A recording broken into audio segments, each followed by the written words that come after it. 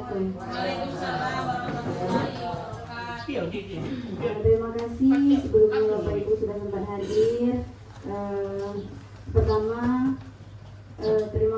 kita ucapkan puji syukur kepada Allah Subhanahu wa taala karena telah memberikan kita kesehatan, kesempatan sehingga kita dapat hadir untuk berbagi praktik pada hari ini.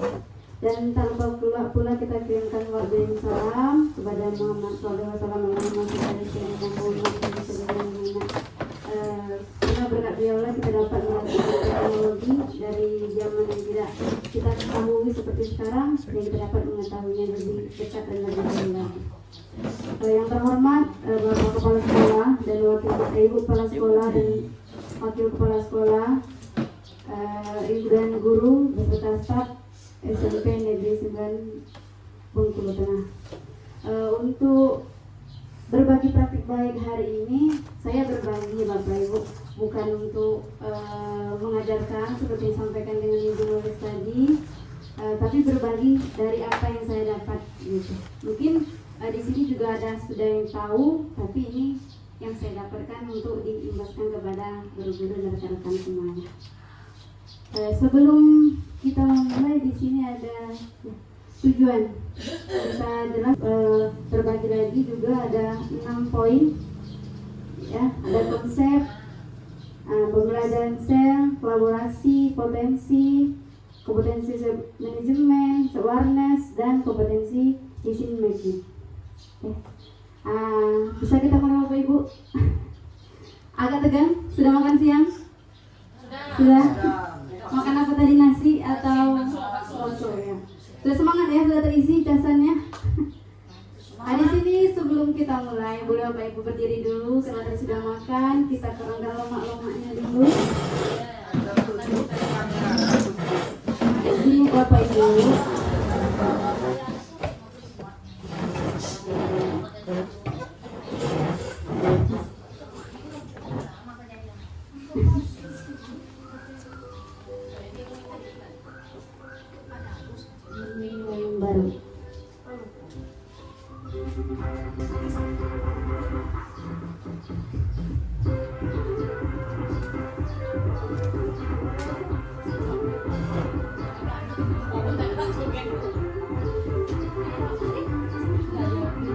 Semangat Bapak Ibu.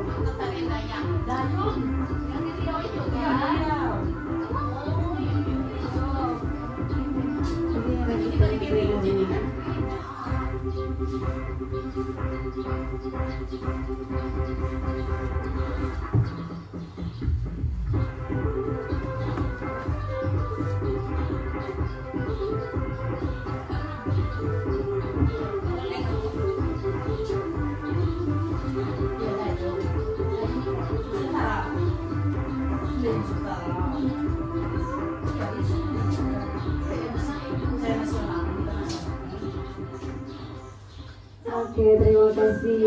Sudah puas? Sudah semangat lagi kembali? Terima kasih, silakan duduk kembali.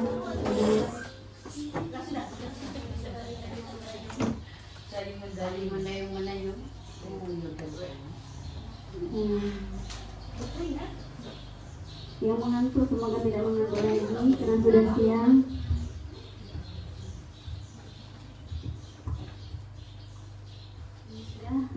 Nah, sekarang sudah kita bahas tadi bahwa kita akan berbagi kita adalah mengelola emosi. Nah, di sini saya akan bagikan kertas Bapak Ibu sebelum kita mulai ke pembelajaran intinya atau pembagian.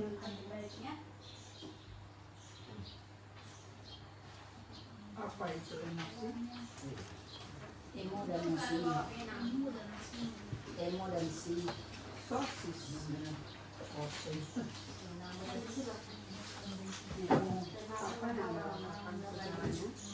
Kenapa sampai emosi? Malas Mancing ikan gabus. Telurin Alhamdulillah masih ada yang minta tahu. Sambil melihat kertasnya yang bagus tanpa ada tinta, saya akan membacakan sebuah cerita singkat. Ya. Jika nanti ada perasaan kecewa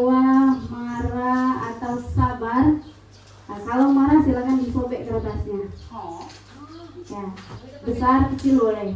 Tapi jika sabar silakan dielus kertasnya, sayang ya. Tapi kalau misalnya agak kecewa, remukkan. Remuk dikit, remuk besar boleh. Konsentrasi. Ya. Saya tambah Bapak Ibu. Ya. Pagi tadi seorang ibu guru mau ke sekolah menuju SMPN negeri SMPN 09 Bengkulu Tengah. Setelah pagi seperti biasa dia berangkat menuju memakai sepeda motornya. Ternyata di pertengahan jalan motornya macet, sehingga harus mendorong. Kira-kira bagaimana? Sabar? Sabar.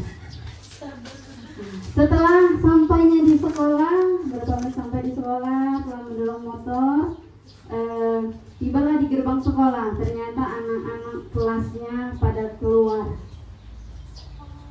Ya, silakan bagaimana perasaannya? Harus sabar.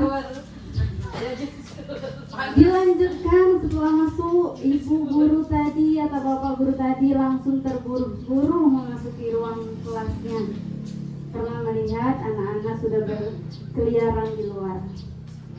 Ingin melanjutkan pelajaran. Setelah ingin melanjutkan pelajaran, ternyata bahan ajar untuk hari ini yang akan ditampilkan atau dipresentasikan kepada anak tidak tahu tempatnya. Bagaimana perasaannya? Tapi dengan rasa profesionalnya seorang guru, tetap mengajar, tetap masuk, tetap dengan profesionalnya guru, ya. Padahal bagaimana hatinya kita tidak tahu. Setelah beberapa menit kemudian datanglah seorang anak yang terlambat masuk. Sabar. Akibat merokok. Iya. Setelah dia sampai, dia langsung masuk tanpa mengatakan saya terlambat atau bagaimana.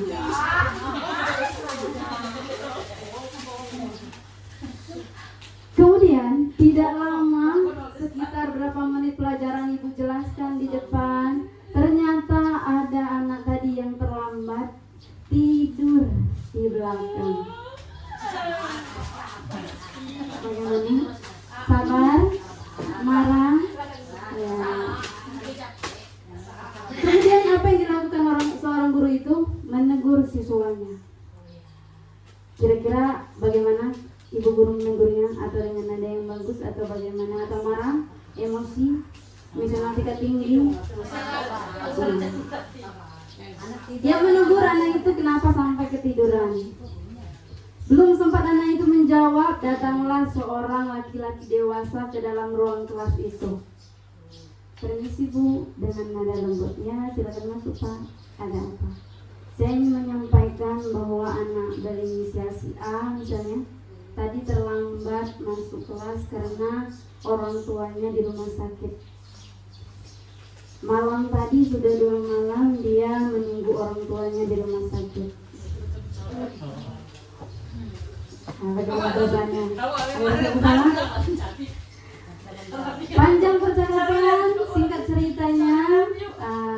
Setelah bapak itu pulang, mungkin itu saja Bu. Tapi saya mau minta izin untuk menjemput si A untuk pulang karena bapaknya kritis. Ya. Lupa bapak seorang laki-laki dewasa itu menyampaikan bahwa bahan ajar yang tidak tahu tempatnya tadi, ternyata pamannya lah paman si A yang menemukan bahan ajar seorang ibu guru tadi. Oh Bu, tadi saya menemukan bahan ajar ini, sepertinya ibu yang punya. Ini punya ibu. Setelah itu singkat cerita selesai di sana, ibu masuk ke kelas.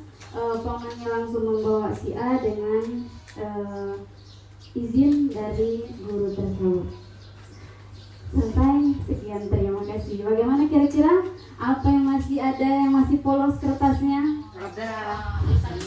Sabar sekali ya. Biasanya yang sudah senior biasanya sabar menghadapi itu.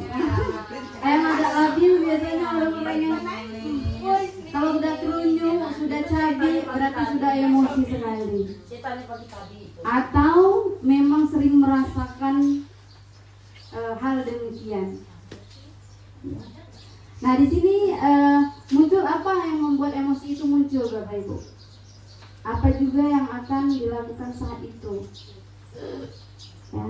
Terus bagaimana perasaan setelah kita mengetahui yang sebenarnya? Sedih. Iya kan? Ada rasa bersalah? Iya, ada. Itu cerita pendeknya. Iya, cara saya. Nah di sini. Iya. Benar. Nah di sini juga ada refleksi pola emosi yang saya amati pengalaman saya hari ini. Apakah saya sudah tersulut oleh cerita tadi? Emosionalnya sudah mulai terpancing, ya? Apa yang saya pelajari tentang cara saya mengelola emosi? Apa kita sudah mengelola emosi dengan hal-hal yang terjadi setiap hari begitu? Atau belum terkontrol emosinya? Apa yang saya butuhkan ketika mengelola emosi? Banyak orang ketika emosi, apakah dia keluar, apakah dia menghindar untuk tidak terjadinya keributan, atau malah menentang yang keributan di dalam itu. Nah, bagaimana cara kita mengatasinya agar keributan itu tidak terjadi lebih intens? Ini juga ada konsep pembelajaran sel. Di sini kita belajar tentang sel menurut Elias, ya, tahun 1997. Dia mengatakan, mendefinisikan bahwa proses belajar sosial emosional learning adalah proses belajar mengelola emosi. Nah, artinya kita belajar bukan hanya harus mengajarkan apa yang ada di buku kita, tapi sebelum kita mengajar, kita harus tahu dulu bagaimana emosi di kelas kita, karena itu sangat berpengaruh. Kalau emosi kita tidak bagus, bagaimana kita bisa menguasai kelas itu untuk mendapatkan pembelajaran yang bagus dan anak bisa menerimanya dengan baik. Dengan kita bersusah payah menjaga mood kita masuk ke kelas saja, susah sekali kadang-kadang. Ya, ada saja pancingannya. Apalagi dengan kita tidak sama sekali mengelola emosi kita.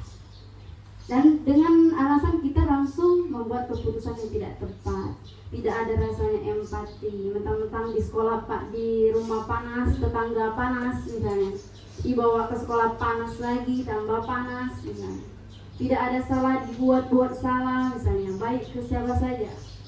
Biasanya kalau ibu-ibu itu kalau marah dengan bapaknya, marah juga dengan anaknya, ya, bukan hanya marah dengan bapaknya saja, tapi dengan anaknya juga. Kenapa marah-marah, Bu? Banyak survei yang mengatakan itu karena saya kesal dengan orang rumah saya. Jadi saya juga marah dengan anak saya. Akhirnya yang terlibat adalah anak.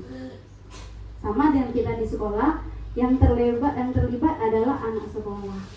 Sebenarnya saya, Bu, kata anak sekolah, saya tidak terlalu ribut, Bu. Cuma entahlah ibu itu atau guru itu emosional kayaknya. Atau perempuan yang lagi halangan, itu bisa jadi juga. Jadi kita juga harus sebagai pendidik harus bisa berempati, bertanggung jawab bagaimana kita menjadi role model, bukan mengajari. Nah, terus di sini juga kita akan belajar tentang dari 6 set konsep tadi. Ada namanya self-awareness, menyadari diri. Ya, kemampuan untuk memahami emosi, pemikiran dan nilai-nilai. Saya bisa mengenali emosi, senang, takut, sedih, gitu ya. Nah, terus self management, mengelola diri. Kemampuan untuk mengatur emosi, pikiran dan perilaku secara efektif. Nah, di sini juga caranya menenangkan dirinya sendiri. Bagaimana? Kalau saya tidak bisa menenangkan dirinya secara emosional, bagaimana dia bisa menenangkan siswanya? Baik pun dengan anak di rumahnya. Ya, terus ada juga respon, mengambil keputusan yang bertanggung jawab. Biasanya kita dalam keadaan marah pasti membuat keputusan yang tepat atau tergesa-gesa. Pengalaman ya. Ya, biasanya kita akan membuat keputusan secara tidak sadar. Biasanya sering sekali kita menyesali setelah membuat keputusan yang tergesa-gesa atau tidak dibuat secara matang. Makanya pemimpin itu dibuat adalah seorang laki-laki, karena dia tidak labil. Kalau perempuan, moodnya berganti-ganti. Besok mau pakai baju ini, besok mau pakai baju itu, besok jilbabnya ini, besok jilbabnya itu. Kalau bapak laki-laki, baju ini lah dipakai sampai rusak bahkan. Rambut beginilah rambut. Ya, kadang-kadang nggak pakai sepatu, pakai sandal saja. Jadi karena itulah pemimpinan itu dipimpin oleh seorang laki-laki, bukan perempuan. Nah, terus ada juga yang kelima, terampil berelasi, menjalin pertemanan dengan mereka, baik itu teman sejawat dengan siswa juga. Bukan berarti kita guru kita tidak boleh berteman dengan siswa, karena kita di situ yang mempelajari tentang apa? Tentang memahami diri orang, berempati. Bagaimana rasa kita empati terhadap orang? Seperti cerita singkat tadi, kalau kita tidak ada rasa empati, apakah kita tahu? Ya, karena kita meluapkan apa yang kita rasakan pada saat itu, tanpa berempati dan merasakan apa yang orang lain rasakan. Mendalam sekali Bapak Ibu, tidak? Serius sekali? Nah, di sini ada sosial, peduli sosial. Saya peduli, bisa belajar selaras, normal. Kita bisa selaras dengan orang. Bagaimana orang belajar, begitu kita harus mengikuti orang belajar. Bagaimana orang berteman, kita harus sama dengan orang itu. Jangan merasa terisolir atau merasa saya tidak dipentingkan di dalam ruang lingkup itu. Berarti bagaimana sosialnya? Berarti sosialnya belum pas atau belum bagus. Nah, mengapa guru memerlukan belajar sosial emosional? Menurut Novice, Chris, dan Elias 2002 menjelaskan 3 hal yang perlu diingat oleh guru sebagai pendidik. Ada 3 perubahan.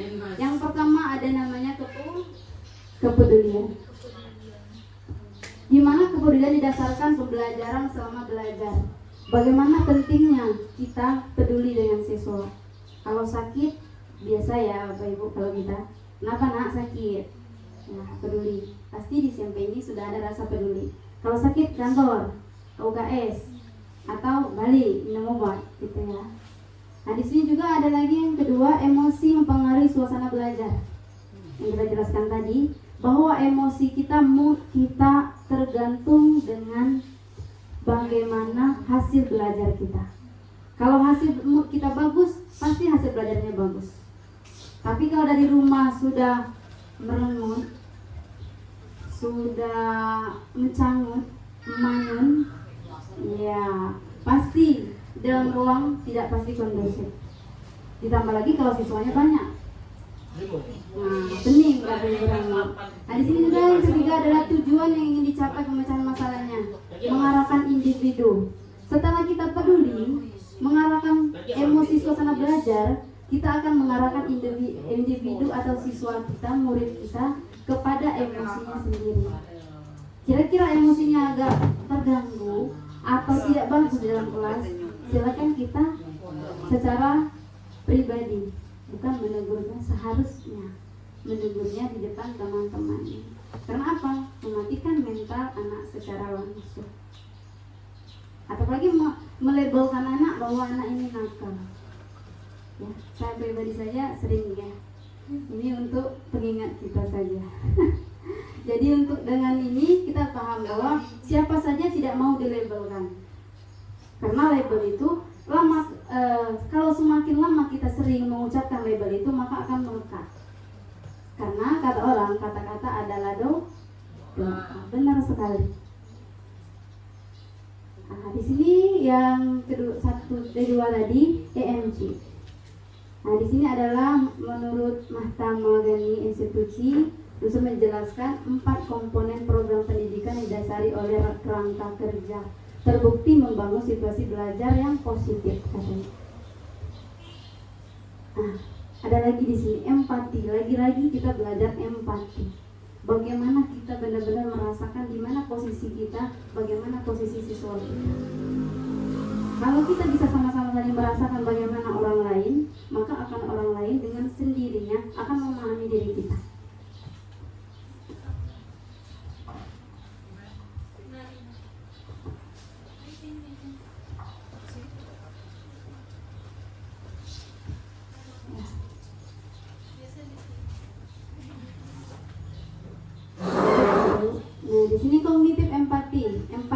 secara kognitif. Biasanya individu mengetahui memahami perasaan yang dimiliki oleh orang lain. Biasanya tahu gerak-gerik orang yang ada masalah, atau ada goncangan sedikit di rumah tangganya, atau bermasalah dengan orang lain gitu. Dia langsung paham, ada rasa empati kognitifnya langsung. Yang kedua ada emosional empati secara emosional, merasakan tadi, merasakan apa yang orang lain rasakan. Ini penting sekali. Kalau kami di BK memang ini yang paling ditanyakan pertama sekali kalau konseling. Kenapa nak? Apa yang kamu rasakan? Oh iya nak, saya merasakan apa yang kamu rasakan. Rasanya kalau kita cerita, orang langsung bilang, iya saya merasakan apa yang kamu rasakan. Enak saja. Tapi kalau kita cerita udah panjang lebar, benar gitu ya. Rasanya ada kurang sekali empati. Besoknya lagi saya mau cerita dengan dia, tidak ada rasa, respon nggak ada, solusi nggak ada. Salah kamu ujung-ujungnya kan.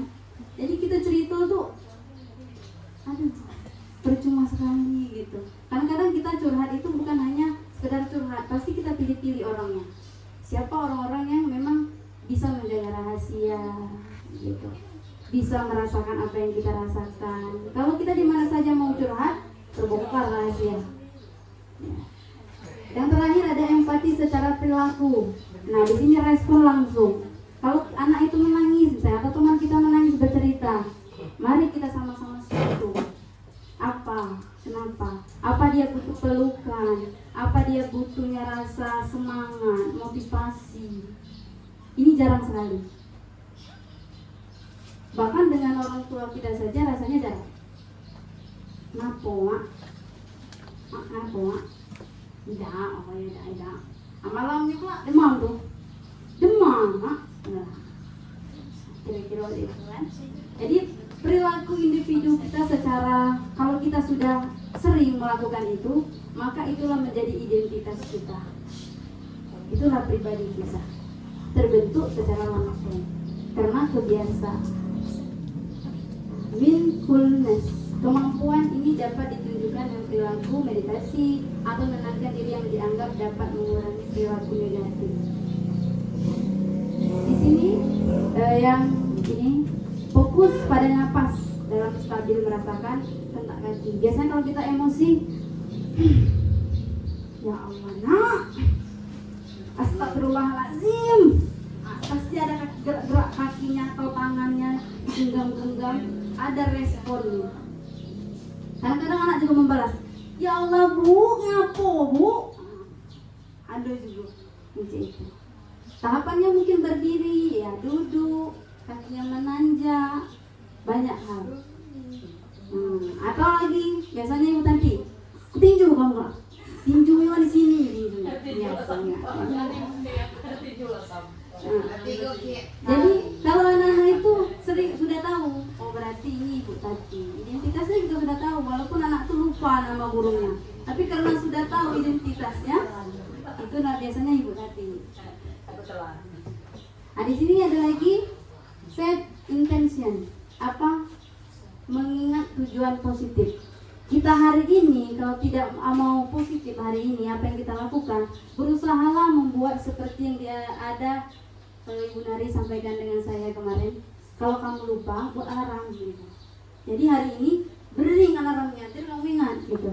Ya, ternyata ini benar.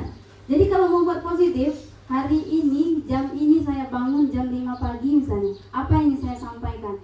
Hari ini saya tidak boleh marah. Hari ini saya tidak boleh namanya emosi-emosi. Saya harus jaga apapun konsekuensinya ke depan. Baik anak itu tadi terlambat misalnya, atau bahan ajarnya jatuh, atau lagi macet motor misalnya. Tidak boleh emosi di dalam kelas karena itu mempengaruhi ruang belajar. Di sini ada lagi teknik I'm aware. Sadar dan akui apa yang sedang dilakukan. Ya, tadi kalau kita sudah marah tanpa tahu alasan anak itu kenapa, sadar dirilah. Ya, walaupun kita tua, tidak apa-apa minta maaf. Karena menyakiti hati orang itu tidak boleh ya. Karena berbekas gitu. Kalau dipukul memang ada bekasnya, cuma pasti akan hilang. Cuma kalau dari lisan, lagi ditunjuk, kamu ini tidur dalam kelas, ibu lagi ngajar, air liurlah kemana-mana kamu nih, kami pikir kamu nih, biasanya. Padahal lagi si anak, ibu kamu udah tahu, aku tidak tidur malam tadi, jangan goyang kayak. Jadi empati itu sangat penting. Dan di sini juga ada campaign, melalui campaign bela rasa. Nah di sini ada namanya bela rasa. Seorang individu membatasi perasaannya terhadap orang lain sehingga mengurangi personal stres. Nah jangan dulu bapak ibu kita nak dengar cerita misalnya.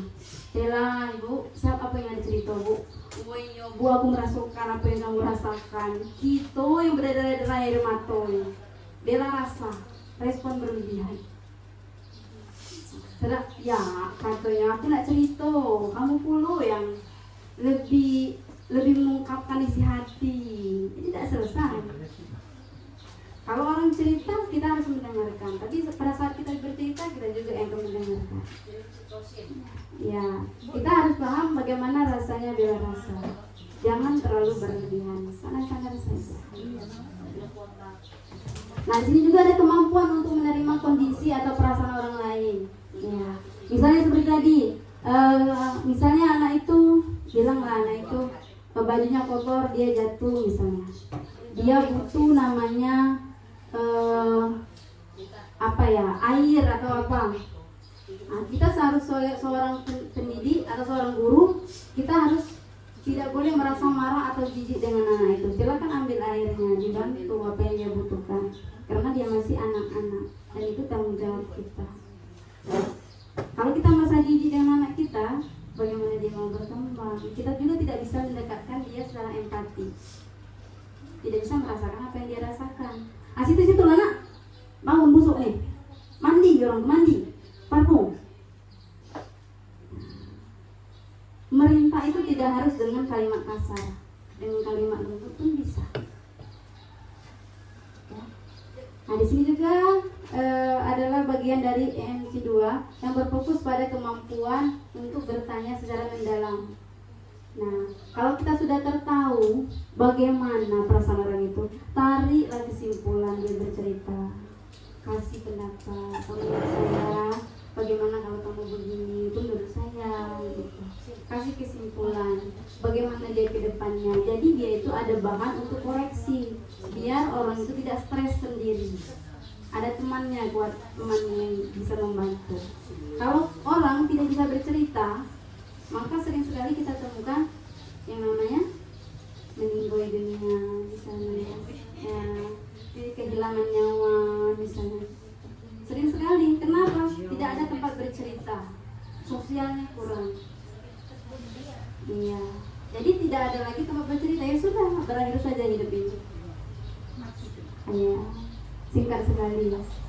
Nah di sini ada kolaborasi guru, BK dan pengembang kompetensi sel di sekolah dan guru-guru lainnya. Bagaimana kita bisa mengembangkan ini? Sering kita lakukan di sekolah kita, bagaimana guru kelas dan guru BK, Bu, ini anak ini yang bermasalah, kenapa sering tidur atau kenapa anak ini begini, bagaimana cara penyelesaiannya, apakah teman-temannya begini, teman sebaya sesuai atau tidak, memberikan dampingan khusus sesuai dengan emosi anak gitu. Kenapa dia suka keluar masuk pelajaran? Apakah ada yang mengganggu dia di dalam kelas atau ada kenyamanan di luar? Biasanya kalau orang sering traveling, dia tidak nyaman di rumah. Kalau orang nyaman di rumah, dia takut keluar. Ya. Biasanya kalau orang selalu suka bepergian, hobi saya naik gunung misalnya, pergi sana pergi situ atau ngiling-ngiling, berarti dia punya luka di dalam rumah atau di dalam. Kalau orang ketakutan untuk keluar, berarti dia punya trauma di luar. Dan trauma itu besar. Yang kedua, self-awareness, mengenali peta emosi. Di sini ada peta emosi, ada happy, ada bahagia, ada marah, ada sedih, ya. Di sini ada semua.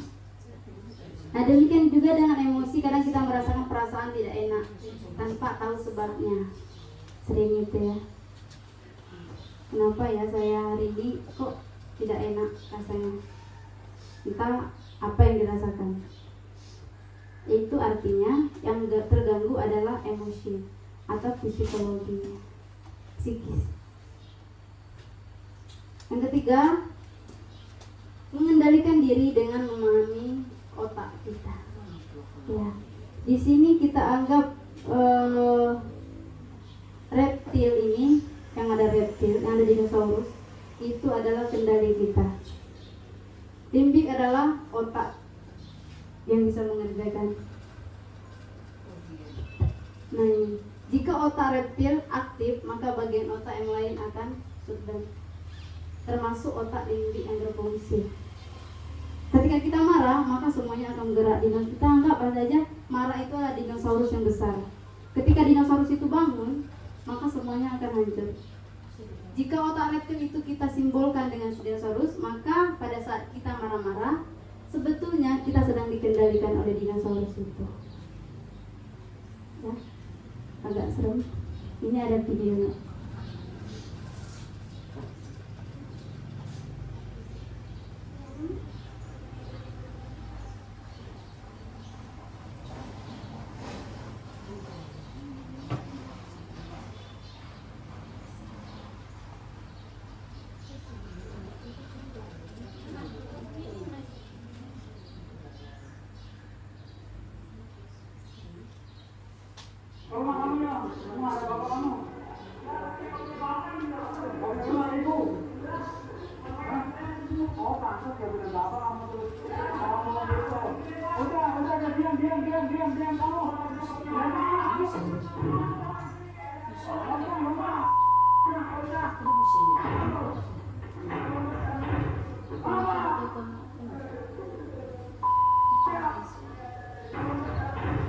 Ini yang lagi viral kemarin.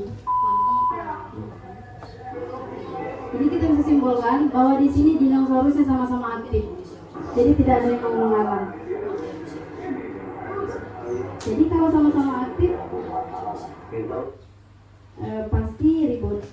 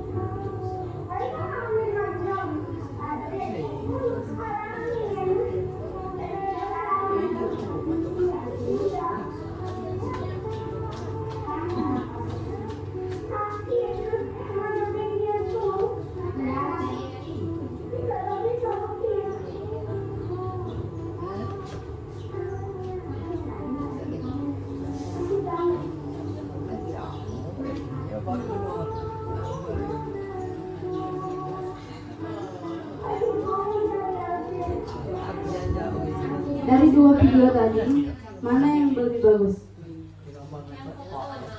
Ya, anak-anaknya. Karena kalau kita sama-sama ribut, maka tidak ada yang mengalah. Maka dinosaurusnya sama-sama akan meraung. Nah ini tadi, walaupun anak kecil itu tadi sakit, kecewa, tangan yang sakit, tapi dia tetap berusaha mengelola emosinya. Kenapa? Ada yang mengalah di sana. Sabar ya, 10 kali sabar. Sabar, bilang sabar 10 kali. Ya, sabar, sabar. Kalau kita sama-sama keras, maka akan terjadi yang seperti video pertama. Kita coba baik ya. Nah di sini biasanya ini adalah genggaman kita, ini adalah otak kita. Biasanya kita bisa di sini merasakan denyut nadi ya. Ya, di sini adalah otak kita. Nah di sini di tengah-tengah adalah pusat emosi kita. Ketika ini berjalan dan genggam seperti ini, ya, maka emosi ini akan tertumpuk bertumpuk di sini. Itulah amarah kita sering naik. Apalagi marahnya tanpa alasan, capek alasannya. Ya.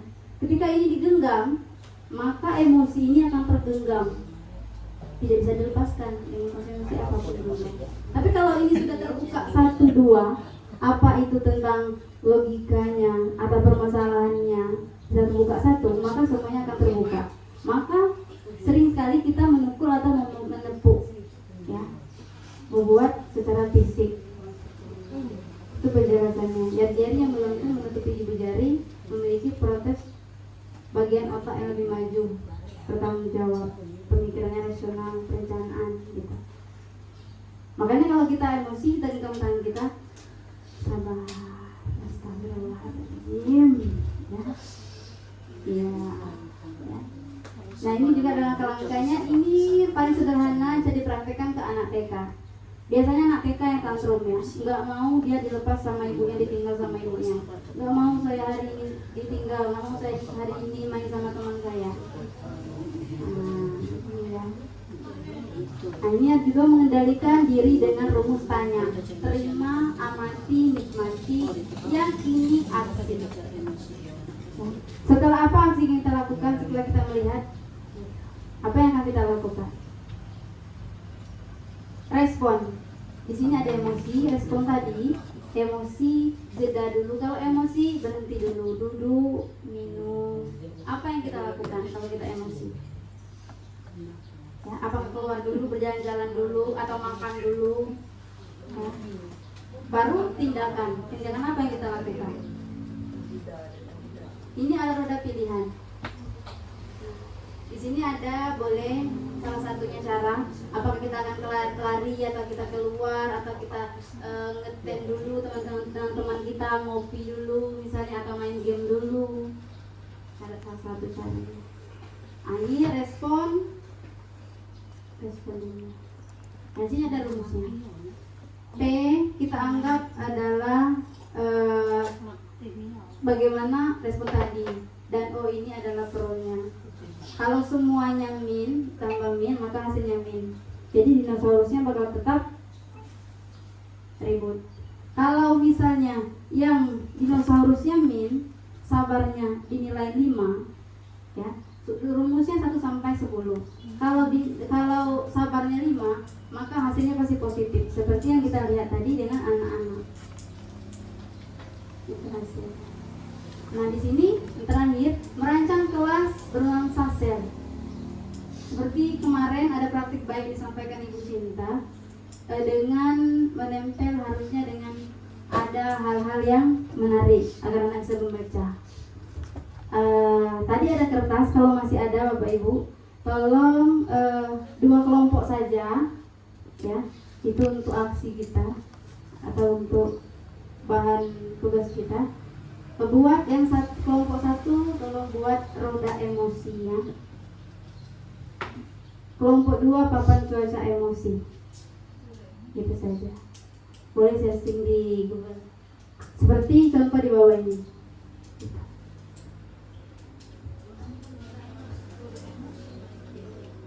Ya, gitu saja. Habis materi.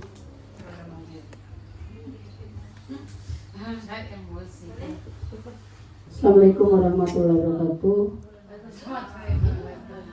Baiklah, Waalaikumsalam.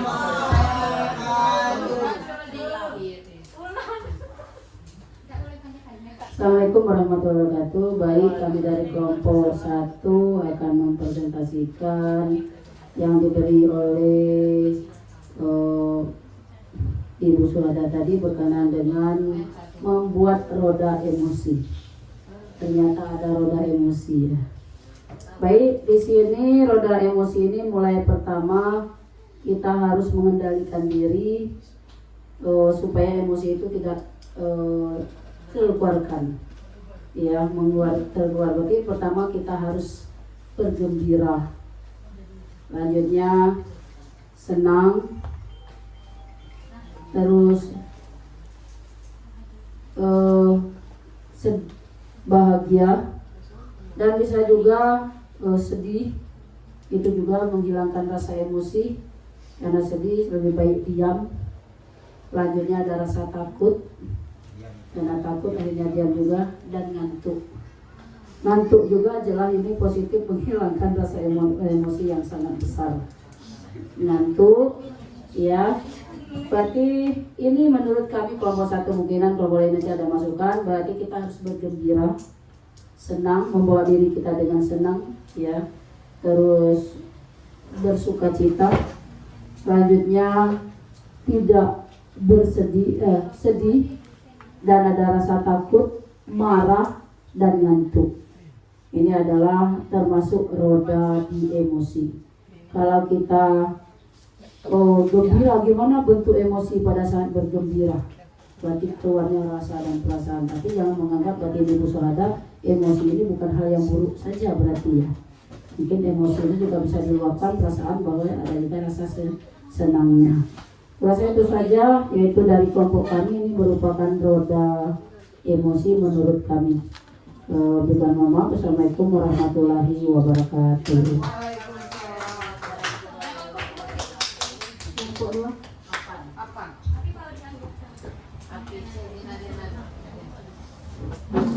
Bismillahirrahmanirrahim. Assalamualaikum warahmatullahi wabarakatuh.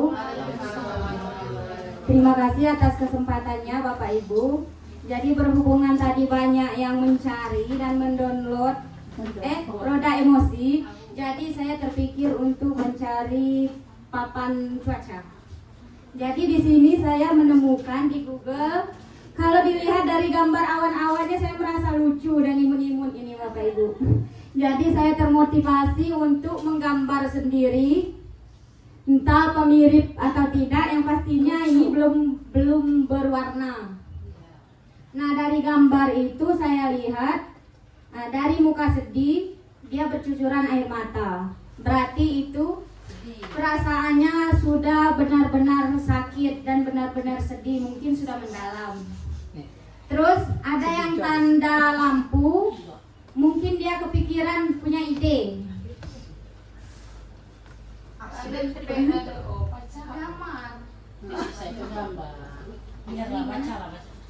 Punya ide atau masukan dari pemikiran tersebut. Terus ada gambar bentuk mengantuk. Jadi kalau mengantuk tuh kepikiran malam, cuaca, bulan, bintang, itu menggambarkan bahwa dia sedang mengantuk. Terus ada tanda awan senyum dengan matahari, itu menandakan kalau dia sedang dalam keadaan ceria. Ceria, bergembira, mungkin lagi ada kebahagiaan apa dari rumah atau dari sekolah yang menimbulkan hatinya itu senang. Selanjutnya ada gambar bengong, bingung, tidak tahu apa yang tidak dilakukan. Saya sendiri sering merasakan itu Bapak Ibu. Minta tolong buatkan itu, aku nak cepat yang ini, tolong printkan yang itu. Jadi kadang tuh bengong. Bingung sendiri, yang mana mau dulu kan? Itu bukan bengong, itu emosi. Terus ujung-ujungnya bertanduk, keluar tanda petir. Akhirnya marah. Akhirnya tanduk. Ya mungkin itu saja Bapak Ibu dari saya. Lebih kurang saya mohon maaf. Wabillahi taufiq wal hidayah. Wassalamualaikum warahmatullahi wabarakatuh.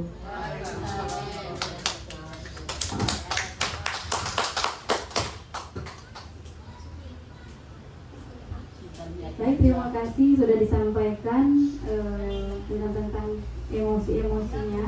Kalau menggunakan awan bakal ditempel ini untuk wali kelas itu bagus ya. Apalagi sudah dicat atau diwarnai karton atau pokoknya dihias dengan bagus, pasti bagus ditempel di kelasnya. Termasuk dengan papan roda tadi. Kalau ditaruh di karton atau ditempel dengan kardus itu sudah menarik sekali. Sudah Bapak Ibu, kalau sudah saya akhiri. Semoga bermanfaat. Sekian. Terima kasih kepada sekolah dan guru semuanya atas waktunya yang sudah diluangkan. Lebih dan kurang saya mohon maaf. Wassalamualaikum warahmatullahi wabarakatuh.